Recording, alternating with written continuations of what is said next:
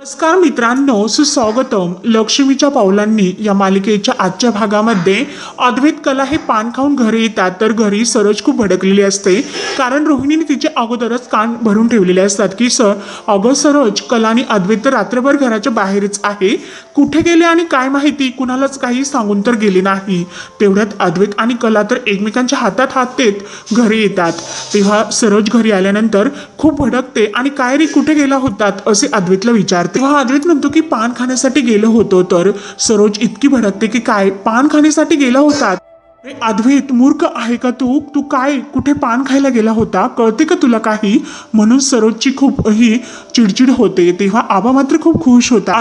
म्हणतात की अरे, तुझी आणि आजी आणि मी रात्री गुपचूप आईस्क्रीम खायला बाहेर जायचो, चान्स मारून घ्यायचो आणि तुझ्या आजीला हे बघ, गुलाबी आईस्क्रीम खूप आवडायची आणि बाहेर असा मोठा फटका मारून यायचो. आणि आता कसे तुम्ही घरी आल्यात तसेच आम्ही सुद्धा पहाटे असे घरी यायचो.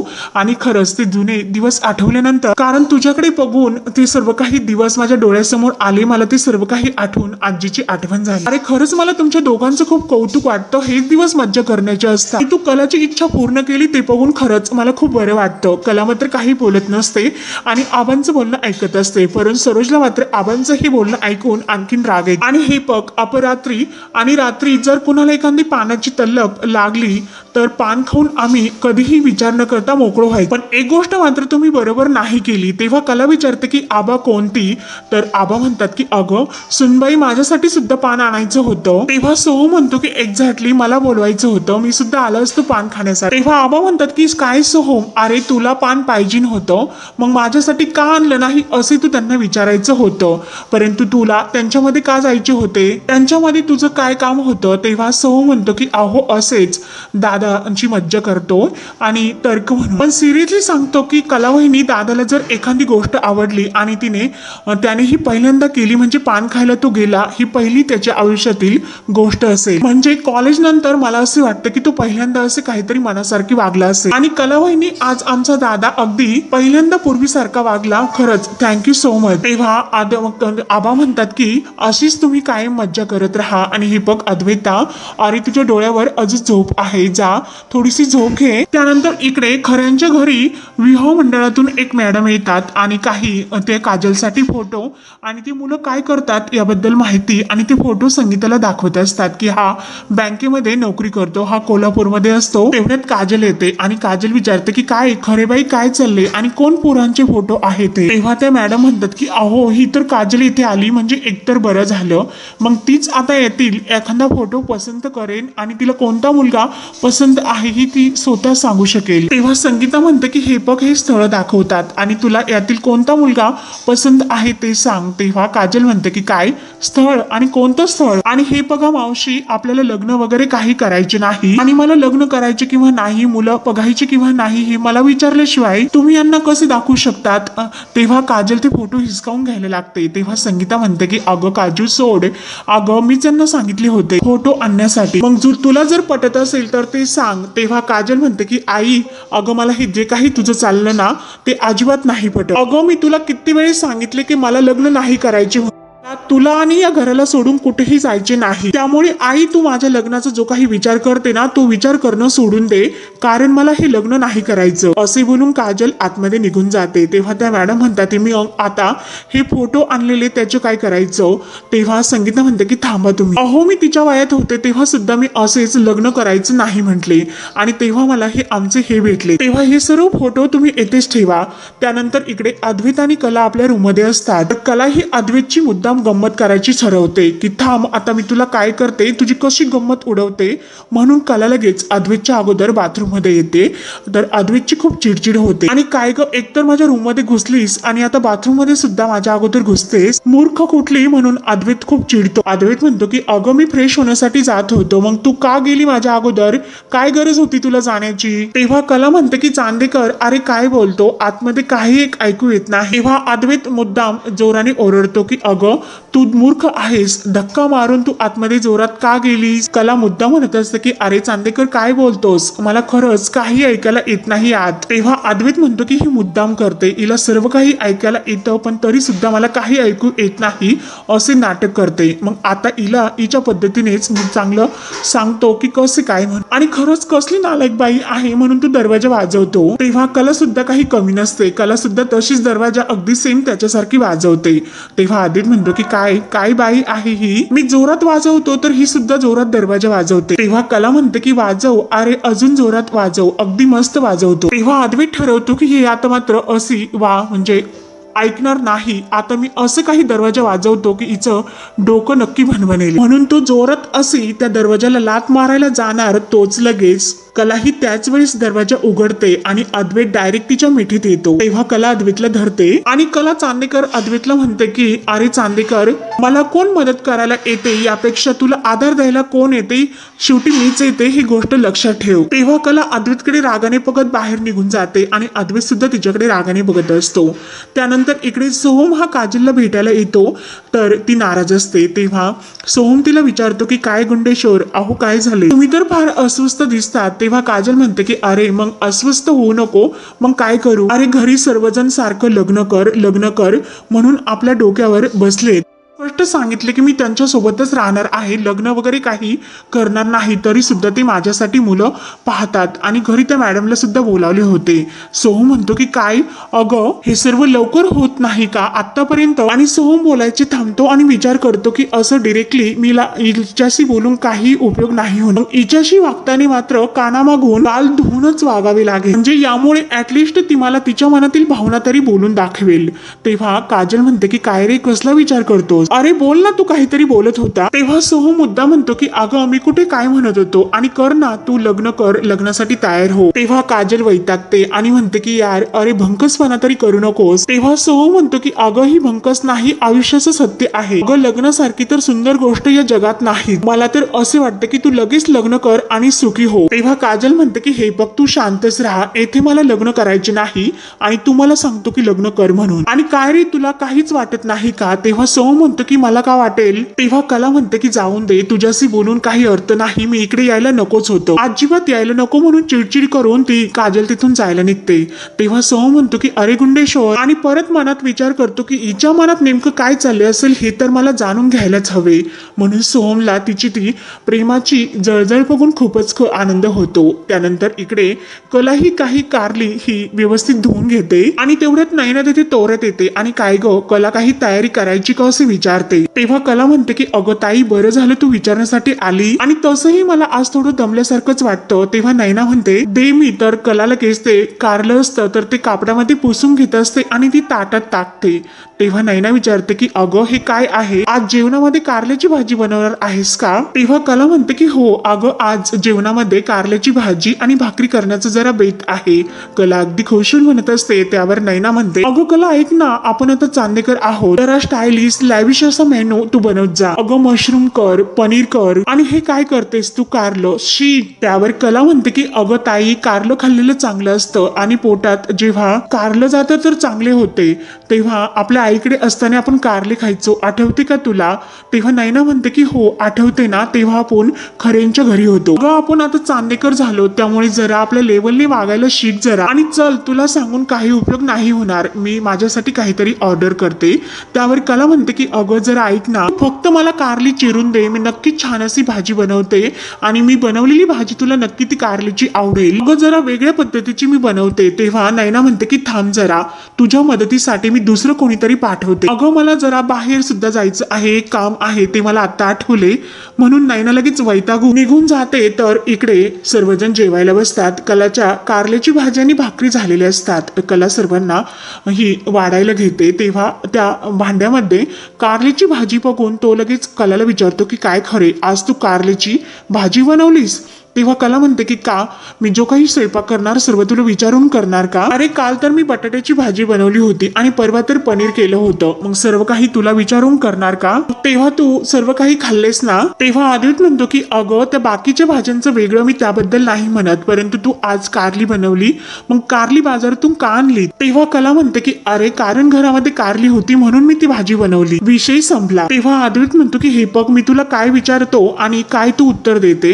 हे बघ मी कारल्याची भाजी नाही खाऊ शकत, मला ती नाही आवडत. आणि काय ग बाकी सर्वांचं तुला माहिती असतं, मग हेच कसे तुला माहिती नव्हतं? त्यावर कला म्हणते की अरे म्हणूनच मी कारल्याची भाजी बनवली होती. अरे चांदीकर लग्न झाल्यापासून मी तुला पाहते, तू किती हेल्थ कॉन्शियस आहे ते. त्यावर अद्वैत म्हणतो की अगं मी कुठे म्हटलं होतो की मला ही कारल्याची भाजी आवडते म्हणून, मला ती नाहीच आवडत. त्यावर कला म्हणते की अरे मी बाजारात गेले होते आणि सर्वात अगोदर मला कडू कारली दिसली आणि कारली बघितल्यानंतर मला सर्वात अगोदर तुझीच आठवण आली. अरे कारल्याची भाजी खूप हेल्दी असते म्हणून केली. तेव्हा अद्वैतला खूप चिडायला येतो.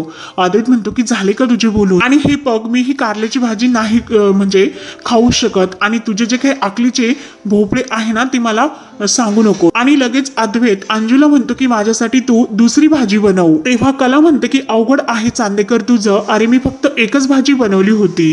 तेव्हा अंजू जायला निघते, तोच आबा तिला थांबवतात आणि अद्वैतला विचारतात की काय रे अद्वैत तू कारल्याची भाजी का खात नाही?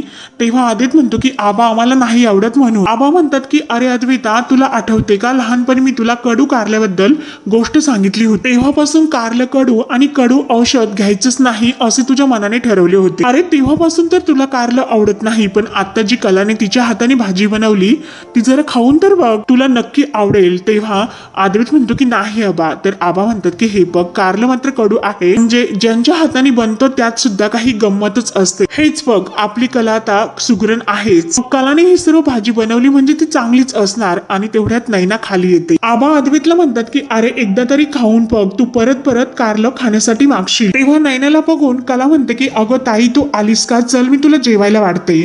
तेव्हा नैनाचं लक्ष त्या कारल्याच्या भाजीकडे जातं. तर ती म्हणते की शी मला तर कारल्याची भाजी नाही आवडत, मला जेवायचंच नाही. आणि परत ती कारल्याकडे बघून उलट्या आल्यासारखं करते आणि लगेच वर निघून जाते. त्यावर रजनी लगेच कलाला विचारते की काय ग कला, हिला आता उलटी सारखं वाटलं का? तेव्हा कला म्हणते की हो तोंडावर हात ठेवून तर गेली, म्हणजे तिला उलटी आल्यासारखंच होत असेल, नाहीतर उलटी झाली असेल. तेव्हा रजनी म्हणते की अगं पण या अवस्थेत या महिन्यामध्ये अशी उलटी होणं हे बरोबर नाही. तेव्हा कला म्हणते की हो का, पण तिने बाहेर काही खाल्लं हे मला नाही आठवत. आणि नैना परत खाली येते. तेव्हा कला म्हणते की ए अगं आणि आता बरं वाटतं का? तेव्हा नैना म्हणते की हो. कला म्हणते की उलटी झाली का? नैना म्हणते की हो. कला म्हणते की अरे बापरे, मग अंजू जा तू पटकन नैनाताईसाठी लिंबू साखर घेऊन ये. तेव्हा अंजू घाईनेच सरबत आणण्यासाठी जाते. तर रजनी म्हणते की नक्की मला काहीतरी गडबड वाटते, आपण डॉक्टरांना बोलवायला हवं. तेव्हा नैना विचारते की गडबड कसली गडबड? रजनी म्हणते की अगं ह्या अवस्थेमध्ये जरा तब्येत खालीवर जरी झाली तरी मात्र आपण सावध राहायला हवं. तेव्हा आबा सुद्धा म्हणतात की हो डॉक्टरांना तर घरी बोलवायला हवं. तेव्हा नैना तर खूप घाबरते आणि नाही आबा नको असे म्हणते, डॉक्टरांना बोलवायची काही गरज नाही, मी बरी आहे असे सांगते. कला म्हणते की अगं ताई येऊन दे ना डॉक्टर, ते तपासतील. तेव्हा नैना म्हणते की कला हे बघ मी जाईल स्वतः. तेव्हा कला म्हणते की अगं ताई पण तुला कशाला त्रास, तू आराम कर, डॉक्टर येऊन तुला चेक करते. तेव्हा आबा सुद्धा नैनाला समजवतात की हे बघ अगं डॉक्टरनी जर तुला एकदा चेक केलं आणि त्यांनी सांगितलं की काही काळजींचं कारण नाही, तेव्हा आपलं सुद्धा टेन्शन दूर होईल. नैनाला तर आणखीन टेन्शन येतं. नैना मनात म्हणते की जर ह्या म्हाताऱ्याने आज डॉक्टरांना घरी बोलावले आणि डॉक्टरांनी जर मला तपासले तर माझं भांडण नक्की फुटणार, आणि जर मी प्रेग्नेंट नाही हे कळले तर मी काय करू. नक्की नैनाला आणखीन टेन्शन येतं. तेव्हा रजनी म्हणते की कला अगं डॉक्टरांना लगेच फोन कर. तेव्हा नैना लगेच आढळते की अहो मामी कशाला? तेव्हा रजनी म्हणते की अगं घाबरू नकोस, आपण आपल्या फॅमिली डॉक्टरांना घरी बोलावून घेऊयात आणि त्यांच्या हाताने तुझं चेकअप करून घेऊ. आणि हे बघ त्यांच्या हाताला मात्र चांगला गुण आहे, तू अजिबात मात्र टेन्शन घेऊ नकोस. नैनाला तर पूर्णपणे घाम फुटतो. तेव्हा नैना म्हणते की नाही अहो ते डॉक्टरांच्या हाताला चांगला गुण असेल, परंतु ऑलरेडी माझा डॉक्टर तर आहे, मग दोन दोन डॉक्टर कशाला? तेव्हा कला सुद्धा म्हणते की हो नैनाताई, जोपर्यंत ते तुला चेक करत नाही आणि तुला तपासून ते सांगतील की काही म्हणजे नाही टेन्शन घेण्यासारखं, तेव्हा माझ्या जीवात जीव असेल, तू त्यांना डॉक्टरांना येऊन दे. तेव्हा नैना मात्र ही कलावर चिडते की काय कला, अगं तू जरा मूर्ख आहेस का? मी जर तुला सांगते की सर्व ओके आहे तर सर्व ओके, अगं प्लीज तू ट्राय टू अंडरस्टँड. तेव्हा सर्वांना मात्र नैनाचे वागण्याचा अर्थ काही कळत नाही. सर्वजण अगदी टेन्शनने नैनाकडे पाहत असतात. आणि हे बघ कला, मला उलटी नाही झालेली, जरा मला असं मळमळल्यासारखं होत होतं, म्हणून हा त्रास मला झाला असेल, त्यामुळे प्लीज तू इतकी पॅनिक होऊ नकोस. रजनी काही थांबायला तयार नसते. रजनी म्हणते की हे बघ नैना, अशा या प्रेग्नेन्सी मध्ये हलगर्जीपणा काही कामाचा नसतो. तेव्हा नैनाला मनात खूप टेन्शन येतं. नैना म्हणते की या सर्वांचं चाललं तरी काय, आणि जर आता मी यांना अडवलं नाही तर नक्की माझं भांडण सर्वांसमोर फुटेल. तेव्हा नैना लगेच म्हणते की प्लीज तुम्ही सर्वजण इतके हायपर होऊ नका. तेव्हा रजनी म्हणते की हे बघ नैना, तू आता आम्हाला जे काही समजावून सांगते ते फक्त आम्हाला डॉक्टरांच्या तोंडातून ऐकायचं, म्हणजे आम्ही बिंदास्त राहू, आम्हाला तुझी काही काळजी राहणार नाही. तेव्हा नैना लगेच राहुलला खुणावते. तेव्हा राहुल नैनाला निवांत राहा असे म्हणतो. डोळ्यांनीच त्यांच्या एकमेकांना खानाखुणा होतात. तर लगेच राहुल सर्वांसमोर म्हणतो तुम्ही सर्वजण प्लीज पॅनिक होऊ नका. बहुतेक आम्ही बाहेर गेलो होतो, त्या थकव्याने तिला जरा हे त्रास होत असेल, त्यामुळे मी लगेच डॉक्टरांशी बोलतो. म्हणून राहुल लगेच उठतो आणि डॉक्टरांशी बोलायला आत जातो. त्यावर आजोबा नैनाला म्हणतात की हे बघ नैना, आता डॉक्टर जे सांगतील तेच करायचे, स्वतःचे डोसकं जरा वापरायचं बंद कर. तेवढ्यात राहुल बाहेर येतो आणि राहुल म्हणतो की जस्ट आता माझं डॉक्टरांशी बोलणं झालेलं आहे, त्यांनी मला एक गोळी सांगितली, ती गोळी मी जरा घेऊन येतो मेडिकल मधून, बाकी भेटायला येण्याची काही गरज नाही असे सुद्धा ते म्हणाले. तेव्हा नैनाचे तर अगदी मनासारखे होते आणि ती खुश होऊन सर्वांना म्हणते की बघा मी तुम्हाला म्हणाले होते. आणि आजोबांना विचारते की आबा मी जरा माझ्या खोलीत जाऊन पडू का? तेव्हा आबा फक्त मान डोलावते. त्यावर कला म्हणते की चल ताई मी तुला आतमध्ये सोडवते. तेव्हा राहुल लगेच म्हणतो नाही, मला सुद्धा रूम मध्ये जायचे, मी नैनाला सोडतो. तेव्हा रोहिणी मात्र संशयाने ते दोघांकडे बघत असते की नक्की दोघांचं नेमकं काय सुरू आहे, की दोघं एकमेकांची साथ देतात. राहुल इतका बदललेला का वाटतो? तेव्हा मात्र आबा सुद्धा उठतात आणि प्रत्येक जण आपापल्या रूम मध्ये येतात. परंतु कलाला मात्र खूप टेन्शन येते. नैनाच्या या वागण्याचं तिला टेन्शन येतं.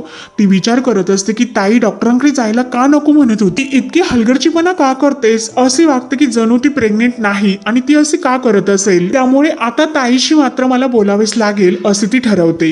त्यानंतर आणि तेवढ्यात अद्वैतला तिचा धक्का लागतो. अद्वैत इतका भयंकर चिडतो की काय ग, देवाने तुला इतके मोठे डोळे दिलेत तरी सुद्धा तुम्हाला धडकतेस, अगं ते डोळे आहे ना जरा मोठे करून बघत राहा. तेव्हा कला लगेच मोठे डोळे करते. तेव्हा अद्वैत तिला म्हणतो की आता करून काय उपयोग, गोष्टी ह्या जेव्हाच्या तेव्हा करायच्या असतात, म्हणजे असे ऍक्सिडेंट होत नाही. आणि जेव्हापासून तुम्हाला भेटली तेव्हापासून मला धडकतेस, आपटतेस आणि चूक मात्र स्वतःची जरी असली तरी मात्र माझ्याशी कचाकचा भांडतेस. त्यावर कला म्हणते की जर तुझे बोलायचे झाले असेल तर जाऊ का मी आता? तेव्हा अद्वैत म्हणतो की कधीपासून मी याच गोष्टीची वाट बघतोय, अगं जाणं हवं तर प्लीज म्हणू सुद्धा नको, पण कायमची मला सोडून निघून जा, जे तो दिवस माझ्यासाठी माझा हा मुक्तता दिवस असेल. तेव्हा कला म्हणते की चांदेकर हे बघ, आता मी भलत्याच विचारात आहे, त्यामुळे आता तुझ्याशी मात्र मला नाही बोलायचं. तेव्हा कला आपले तोंड वळवते आणि जायला निघते. परंतु तिच्या हात जो पदर असतो तो अद्वैतच्या घड्याळामध्ये गुंततो. तेव्हा कलाला वाटते की अद्वैतने तिचा हात धरलेला आहे, म्हणून ती परत म्हणते की अरे चांदेकर मला तुझ्याशी नाही बोलायचं, सोड माझा पदर. तेव्हा अद्वैतचा चेहरा सुद्धा वळालेला असतो आणि अद्वैत म्हणतो की नक्की ही काय बोलते.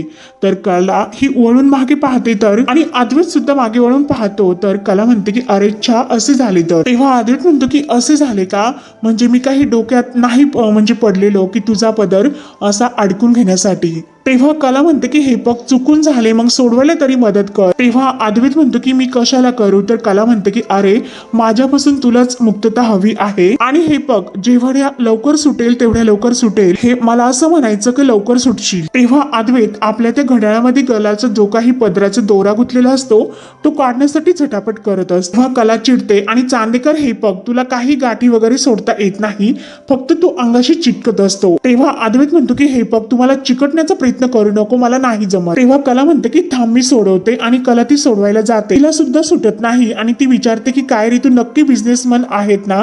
तेव्हा अद्वैत म्हणतो की त्याचा याच्याशी काय संबंध. तेव्हा कला म्हणते की अरे बिझनेसमॅन कडे ए नाही तर बी प्लॅन हा रेडी असतो. गाठ सुटत नाही हे मान्य आहे, निदान घड्याळ काढण्याचा तरी प्रयत्न कर. त्यावर अद्वैत चिडून म्हणतो की हे बघ बिझनेस मला तुझ्याकडून शिकण्याची गरज नाही, मला माहिती आहे की काय करायचं ते. तेव्हा कला म्हणते की कर ना मग. तर अद्वैत म्हणतो की करतोच. आणि परत तो हिसक्याने ते गाठ सोडवण्याचा प्रयत्न करतो आणि कला सुद्धा ही प्रयत्न करू लागते. असे करता करता दोघांचे डोकं एकमेकांच्या डोक्याला आदळतं आणि परत ते एकमेकांकडे बघून परत सोडवायला जातात, परंतु परत एकमेकांना एकमेकांची टक्कर होते.